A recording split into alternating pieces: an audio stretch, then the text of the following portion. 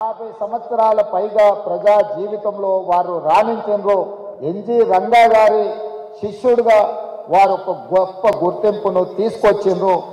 తమిళనాడుకి ఏ గవర్నర్ వెళ్ళినా, తమిళనాడు రాష్ట్రంలో గవర్నర్ ఎవరు బాధ్యతలు నిర్వహించినా ఏదో ఒక వివాదంలో ఇరుక్కోవడమో లేకపోతే ఆ ముఖ్యమంత్రులతో తగవు పెట్టుకొని వారు ఏదో ఒక సమస్యలో కూరుకుపోవడమో జరుగుతుంది.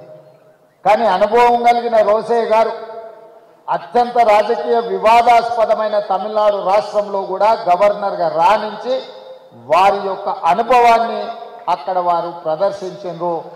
అంటే వారి స్ఫూర్తి, వారి పట్టుదల, మాటలలో వారి చతురత,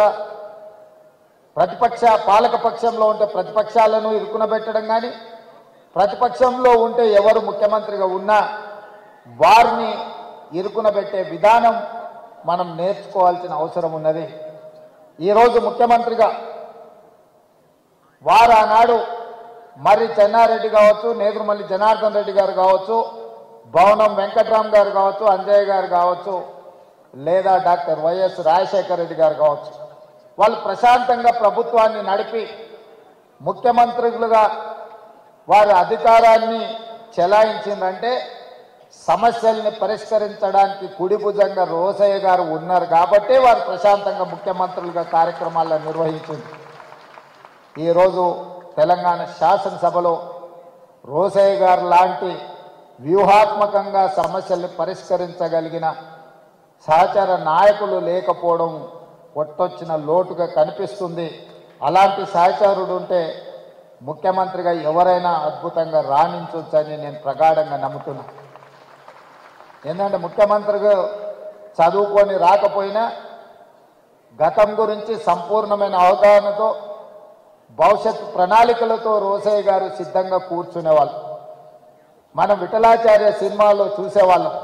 అక్కడ అగ్గిబాణం వేస్తే ఇటువైపు నుంచి వానబాణం వేసి అగ్గిని ఆర్పే విధంగా ప్రతిపక్షాలు ఎంత ధీటుగా సమస్యల్ని ప్రస్తావించినా రోసయ్య గారు అంతే చతురతతో వాటిని ఎదుర్కొని ప్రభుత్వాన్ని ఎల్లవేళలా కంచె వేసి కాపాడేవాడు. అందుకే ముఖ్యమంత్రులుగా ఎవరున్నా నెంబర్ 2 పొజిషన్ పర్మనెంట్, 1 పొజిషనే మారుతూ ఉండేది.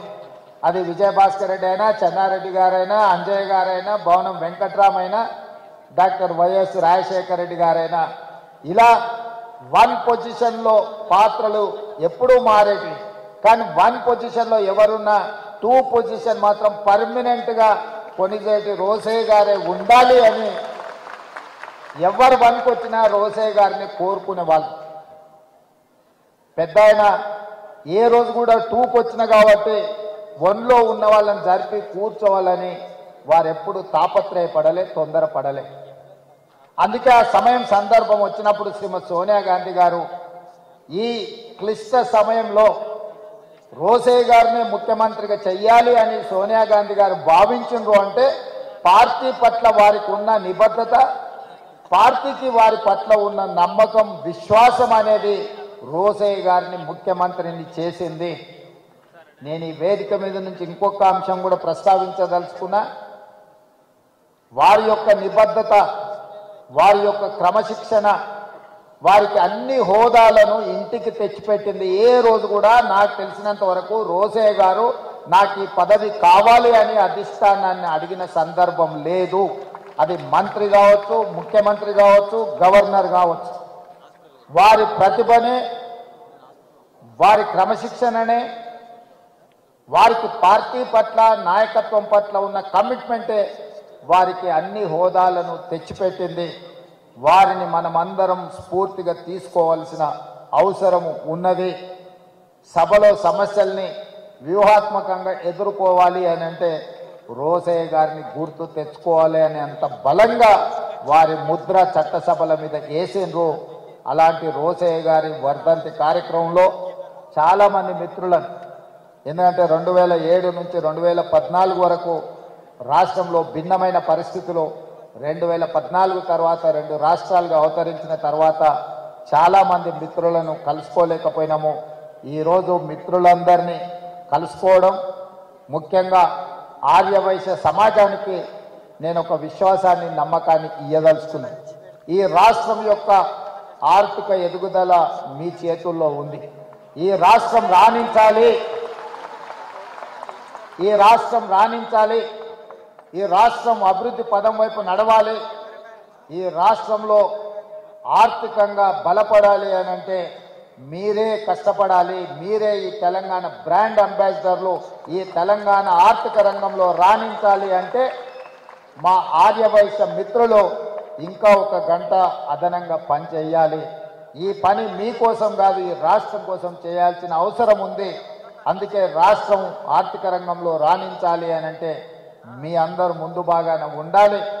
మీ వ్యాపారాలకు ఎలాంటి అనుమతులు కావాలన్నా ప్రభుత్వం వైపు నుంచి ఎలాంటి ఇబ్బంది లేకుండా చూసే బాధ్యత నాది. అదేవిధంగా రాజకీయాలలో కూడా ఆర్యవైశ్యులకు తప్పకుండా పార్టీ సముచితమైన స్థానం ఇస్తుంది.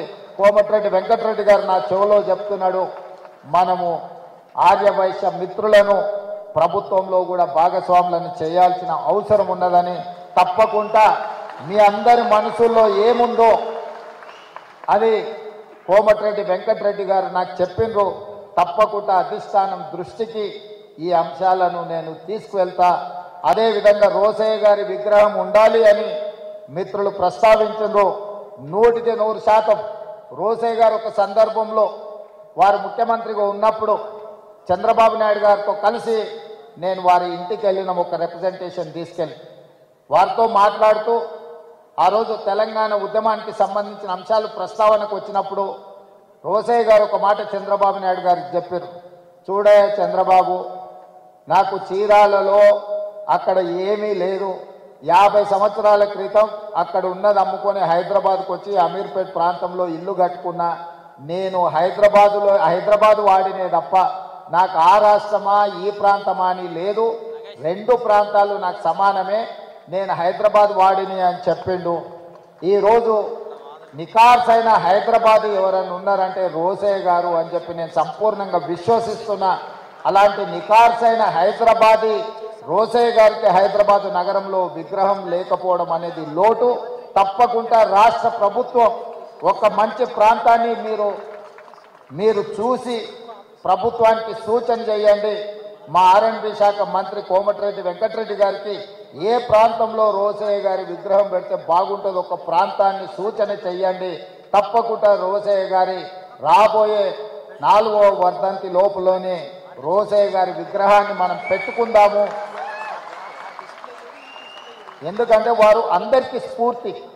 ఆర్యవైశ్య మిత్రులకే కాదు, ప్రజా జీవితంలో ఉన్న వార్డు మెంబర్ నుంచి పార్లమెంట్ మెంబర్ వరకు, రాష్ట్ర మంత్రి నుంచి కేంద్ర మంత్రి వరకు, ముఖ్యమంత్రుల వరకు రోసయ్య గారు ఒక స్ఫూర్తి. అలాంటి వ్యక్తుల విగ్రహాలు ఉండడం ద్వారా ఈ సమాజానికి ఒక మంచి సందేశాన్ని ఇచ్చిన వాళ్ళం అవుతాము. తెలంగాణ రాష్ట్ర ముఖ్యమంత్రిగా మా ఆర్యవైశ్య మిత్రులకు నేను మాటిస్తున్నా, మీరు మంచి ప్రాంతంలో రోసయ్య గారి విగ్రహం పెట్టడానికి మీరు ఏర్పాట్లు చేసుకోండి. రాష్ట్ర ప్రభుత్వం అనుమతిస్తుంది. ఆ ప్రాంతాన్ని రోసయ్య గారి పేరు మీద అభివృద్ధి చేసే బాధ్యత మా ప్రభుత్వం తీసుకుంటుంది అని చెప్పి ఈ సందర్భంగా మీకు అందరికీ తెలియజేస్తూ, ఏది ఏమైనా చాలామంది నిర్వాహకులు ఇందులో భాగస్వాములు ఉన్నారు. వారికి పేరు పేరున మనస్ఫూర్తిగా ఒక మంచి కార్యక్రమాన్ని ఏర్పాటు చేసినందుకు అభినందిస్తున్నా. అదేవిధంగా Pendakanti educational academy, Vasavi engineering college ఒక అద్భుతమైన సంస్థ, రామ్మోహన్ రావు గారిని సన్మానించడం అనేది నాకు ప్రత్యేకమైన గౌరవం. ఎందుకంటే వారితో నాకు చాలా సంవత్సరాల నుంచి పరిచయం ఉన్నది. వారు ఎంత నిబద్ధతతో వాసవి ఇంజనీరింగ్ కాలేజ్ నిర్వహించిందో నాకు తెలుసు.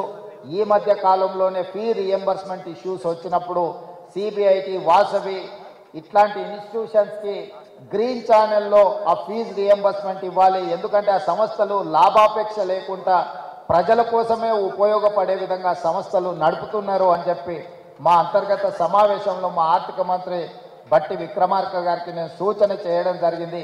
వాసవి ఇంజనీరింగ్ కాలేజ్, వాసవి సంస్థల్ని నిలబెట్టండి. నాకు పూర్తి సమాచారం లేదు, నాకున్న కొంతమేర సమాచారానికి ఆర్థికపరమైన ఇబ్బందులు ఉన్నాయని నా దృష్టికి వచ్చింది. ప్రభుత్వం వైపు నుంచి ఏమైనా బకాయిలు ఉంటే తక్షణమే ఆ సంస్థకు విడుదల చేయించే బాధ్యత కూడా నేను తీసుకుంటా. ఎందుకంటే ఎంతోమంది ఇంజనీర్స్ని ఈరోజు ఎక్కడంటే అక్కడ ఇంజనీరింగ్ కాలేజీలు వచ్చినాయి, కానీ ఆ రోజుల్లో ఒక గొప్ప ఇంజనీర్లను తయారు చేసి సమాజానికి ఇచ్చిన ఒక గొప్ప సంస్థ వాసవి అకాడమీ, ఎడ్యుకేషనల్ అకాడమీ. తప్పకుండా వాసవి ఎడ్యుకేషనల్ అకాడమీని తప్పకుండా పునరుద్ధరించడానికి అవసరమైన సహకారాన్ని అందించడానికి కూడా రాష్ట్ర ప్రభుత్వం సిద్ధంగా ఉన్నది.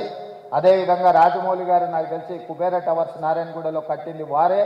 అప్పటి నుంచి వారు నాకు పరిచయం, వాళ్ళ కుమారులు కూడా నాకు తెలుసు. నేను ఆ కుబేర టవర్స్లో కొంతకాలం వ్యాపార పరంగా అక్కడ రెంట్ కూడా నేనున్నా, వారు గుర్తించిందో లేదో నాకు తెలియదు, కానీ వీళ్ళందరినీ కూడా సన్మానించడం, కలవడం ఈ సందర్భంగా సంతోషం. ఏదేమైనా ఇంత మంచి కార్యక్రమాన్ని ఏర్పాటు చేసి రోసయ్య గారిని స్మరించుకునే అవకాశం ఇచ్చినందుకు మరొక్కసారి నిర్వాహకులకు ధన్యవాదాలు తెలియజేస్తూ సెలవు తీసుకుంటున్న మిత్రులారా.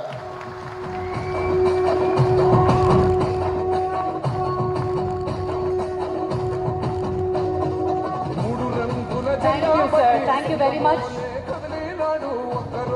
Thank you for your visionary words. మరి కోర్ కమిటీ పక్షాన జ్ఞాపికని ముఖ్యమంత్రి గారికి అందించి సత్కరించబోతున్నారు.